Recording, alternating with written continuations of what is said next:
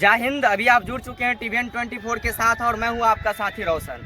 आज हम पहुंचे हैं सुपौल के निर्मली में। आप लोगों को पता होगा आगामी लोकसभा का चुनाव है। हमारे यहां सुपौल में 7 मई को मतदान होना है और मतदान से पहले हम अपना एक कवायद शुरू किए हैं जो कि जनता की राय। हालांकि मैं अपने चैनल के माध्यम से बहुत जल्द आप लोगों के साथ जनता की राय शेयर करूंगा, लेकिन उससे पहले मैं एक और कैंपिंग चला रहा हूं कि जन समस्या जहां जहां था उन समस्याओं का अब तक क्या हालात है। तो अभी फाइनली हम पहुंच चुके हैं सुपौल के निर्मली में, जो कि तिलयुगा नदी, ये आप देख सकते हैं कि तिलयुगा नदी है। और यहाँ पर एक बहुत बड़ी जटिल समस्या था। समस्या यह था कि आज से करीब 5 से 6 साल पहले, यानी कि 2017 या 16 के आसपास इस तिलयुगा नदी में जो लोहा पुल का निर्माण कराया गया था, वह जो है बाढ़ के कारण जो है उसका जो स्क्रू पाइप था वो टूट गया, जिस कारण वो क्षतिग्रस्त हो गया और उस पर आना जाना यानी कि बड़े वाहनों का आवाजाही करना खतरों से खाली नहीं था। तो इसी के मद्देनजर यहाँ के स्थानीय प्रशासन ने उस पुल पर आवागमन रोक दिया और उसके बाद एक बहुत बड़ी समस्या उत्पन्न हो गया। निर्मली शहर जो कि काफी मायने रखता है, सुपौल का एक अच्छा प्रसिद्ध शहर है और इस शहर के आसपास जितने भी गांव हैं उस गांव को जोड़ने वाली जो तिलयुगा नदी का पुल था वो क्षतिग्रस्त हो गया। उसके बाद पुल निर्माण का प्रस्ताव भेजा गया और पुल निर्माण के लिए प्रस्ताव पारित हुआ और आप देख सकते हैं कि यह जो पुल देख रहे हैं यही पुल प्रस्ताव में पारित हुआ और यह करीब 15 करोड़ रुपए की लागत से बनाया जा रहा था। लेकिन मैं आपको बता दूं कि इस पुल को बनने में लगभग 6 साल से अधिक बीत चुके हैं। मैं आपको बता दूं कि फरवरी 2017 में इस पुल का जो है निर्माण कार्य शुरू किया गया था और आज आप देख सकते हैं कि यह मार्च 2024 आ चुका है। अब जाकर के यह लगभग तैयार हो चुका है और इस होकर के आवागमन शुरू हो चुका है।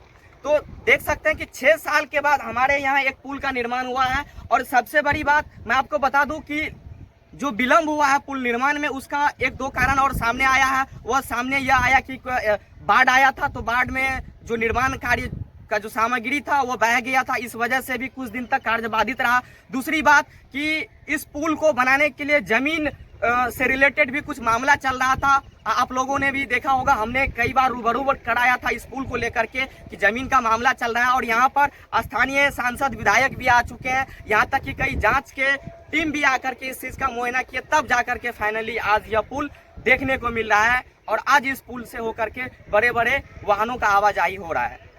और एक चीज मैं आपको साझा कर रहा हूँ, अभी आपके स्क्रीन पर दिख सकता है इस पुल जो निर्माण किया गया इस पुल का, इससे संबंधित शिलापट लगा हुआ है जो कि काफी दूर है, लेकिन मैं वीडियो शूट करके आपके स्क्रीन पर साझा कर रहा हूं। आप देखिए, उसमें गौर करने वाली एक चीज बात है कि वहां पर जो कार्य प्रारंभ की तिथि है वह 2017 दर्शाया गया है, आप लोग देख सकते हैं। और आप लोग ठीक उसके नीचे देखिए तो कार्य अवधि का जो माह लिखा गया है वो मात्र 24 महीना का लिखा गया है या नहीं लिखा गया, आप लोग अच्छी तरीके से देखिए। और उसके ठीक नीचे देखिए आपको एक और कलम मिलेगा, कार्य समाप्ति की अवधि। तो उस अवधि में देखिए ईयर कितना लिखा हुआ है, 2022 लिखा हुआ है, यानी कि उन्हीं के मुताबिक, लिखने वाले के मुताबिक 2017 में ये कार्य शुरू हुआ और 2022 में इसका समापन तिथि है। तो फिर कार्य का अवधि कैसे मात्र 24 माह का है, यह कहीं ना कहीं सवाल है। बहरहाल हमारे साथ यहाँ के कुछ स्थानीय लोग मौजूद हैं और साथ में यहाँ के प्रतिनिधि भी है और इन्होंने भी अपना अहम योगदान दिया, इस पुल के पीछे संघर्ष किया। हम इनसे जानने की कोशिश करते हैं कि क्या मामला है। इधर आ जाइए आप।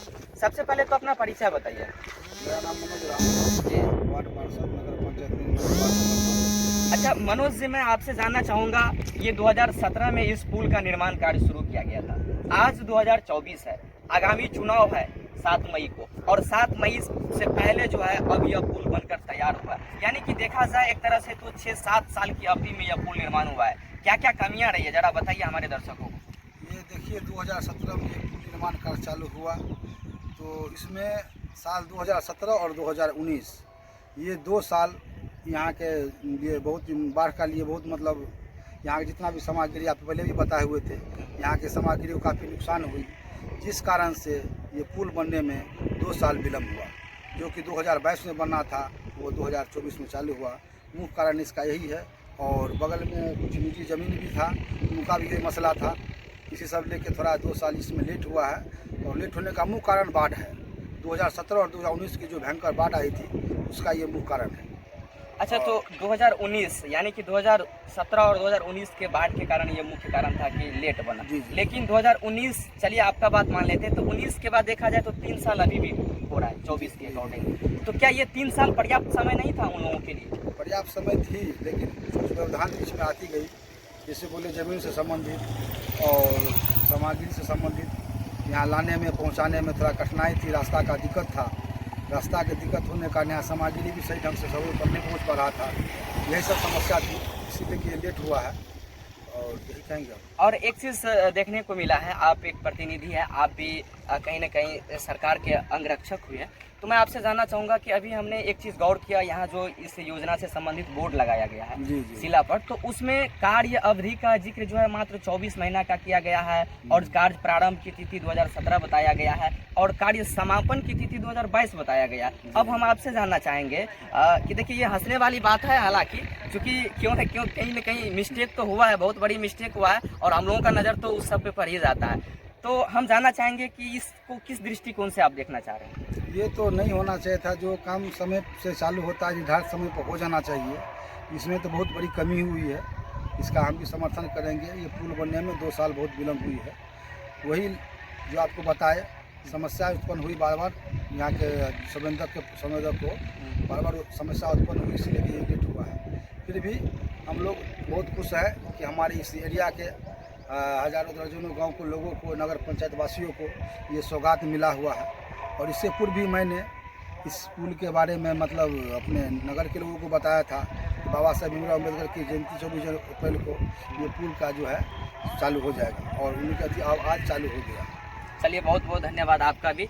तो देखिए, ये जो है यहाँ के स्थानीय नागरिक भी हैं और साथ में एक प्रतिनिधि भी थे जिन्होंने अपना वक्तव्य रखा। लेकिन मैं आपको बताना चाहूँगा, इस पुल में जो है रसवार गांव, इससे बगल में, निर्मली के जस्ट बगल में पड़ता है रसवार, उन ग्रामीणों का भी अहम भूमिका रहा है। उन्होंने भी दिन प्रतिदिन आंदोलन किया इस पुल को लेकर के, चूँकि उन लोग भी काफ़ी, सबसे ज़्यादा कष्ट था तो इन्हीं लोगों को था, क्योंकि यहाँ आपको मैं बता दूँ रसवार, कदमहा, ये तमाम जो भी गाँवें हैं, ये सारे गाँव निर्भर करते हैं निर्मली पे। और निर्मली जो आने जाने का एक मात्र साधन था वह यह एक पुल था। हालांकि इससे साइड में भी एक पुल बना हुआ है, लेकिन उस पुल होकर के यह है समस्या कि वो रोड क्षतिग्रस्त है।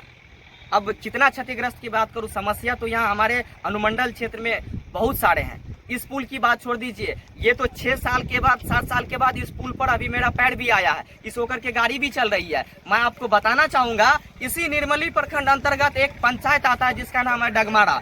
आप लोग भली भांति जानते होंगे, अगर आप निर्मली प्रखंड के होंगे तो डगमारा में एक पुल का निर्माण हो रहा है, लेकिन आज तक वो निर्माण नहीं हुआ है। उसका भी हालात इससे भी बद से बदतर है स्थिति।